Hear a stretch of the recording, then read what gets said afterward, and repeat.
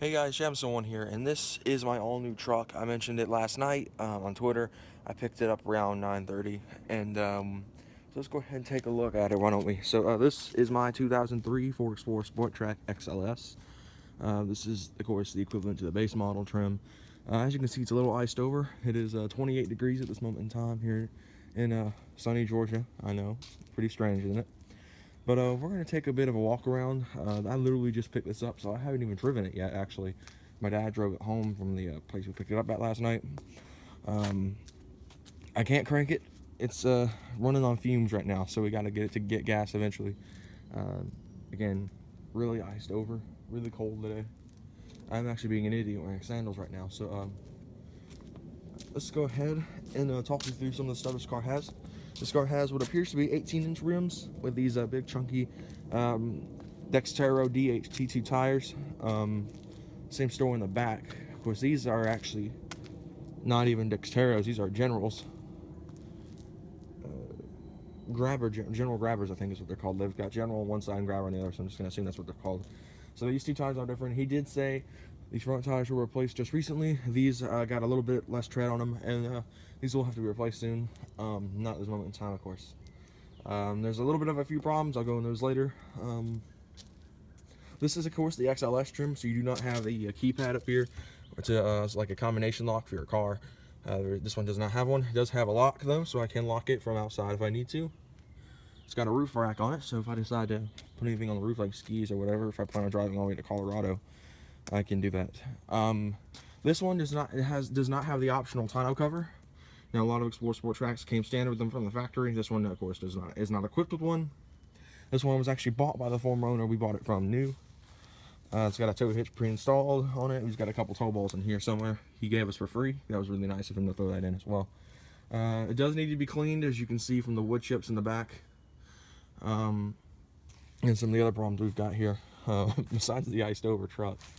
Let's see, on this side we've got a couple little marks here on the fender and on here on the cab. It's no big deal to me, really. The Kia was much worse than this when it came to damage, but still a great truck. And it does appear the rear windows are actually tinted and these aren't.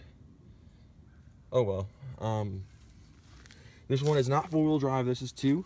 It's rear-wheel drive to be in fact. And this is actually powered by the 4-liter Ford Cologne V6. One of the best engines Ford ever built. And the former owner said that, and I stand by that. As they were used from 1975 to now. Well, not until now. They switched to the Trac 3.7s, which my dad's car is actually powered by. This truck is dark blue metallic. It does not feature a keyless entry system, but it does have a theft system on it. It's from the factory. It's just a little light that blinks when you open the door, really, and so you put the key in. I'll go more over that in a little bit. So let's go through some of the problems with it. There's really basic minor problems. For example, this door handle is broken. Guy said $25 fix at the local Ford dealership, 20 minutes from my house. So that'll be done quickly and easy. The armrest as well inside the truck is also broken. He had a couple 2-year-olds that hopped around in there and broke it. Besides that, there's a couple of frays in the seats in the back because he had car seats back there. But, you know, it's in remarkably great shape. Now, this is actually the first time I've seen the truck in daylight. Both times when my dad test drove it and when we brought it back last night, it was cold and it was dark. So let's go ahead and hop on in. I don't know, what it looks like smoke is actually just my breath, so if it picks up. So as I said, the seats are frayed. This is actually a one-owner truck, believe it or not. It's old, for sure. It's older than the Kia, 12 years old, in fact. No, it's 13 years actually this year. It does not have side steps, which I thought it did at first, but it didn't. So let's go ahead and hop on in. My dad's seating position can't really fit in here very well. Let me shut the door as well. As you can see in here, it's really nice and roomy, actually. I got a lot of headroom, as you can see here. About that much headroom. So it's pretty nice to have. It's got the 5-speed automatic. Turn signals are down here. I got an air freshener he gave us. I've got my sunglasses already in here.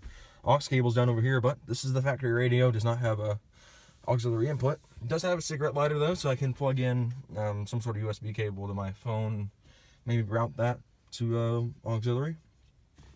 Got a couple air vents up here, It actually takes a minute for the heat to kick on in here because the engine's so old. But when it does not play. I burned in here last night on the way back. It does have a power rear window. Now this controls the back window over here by power. You just twist this dial to the left and it rolls the window down, and it twists to the right and it rolls it up. Pretty neat feature. This one has power windows and power locks and power windows. This one has an automatic driver's side window. As I said, this armrest is broken. As you can see here, I'm able to move it a little bit. That's a easy fix on eBay. This truck right now has has 213,194 miles. As you can see, the theft light's blinking, as I mentioned earlier. So let's go ahead and check out the back. I'm gonna actually pop it in from inside. Ouch! Different from hoisting down from the Kia, that's for sure. Let's see if I can reach the handle. Got it. All right.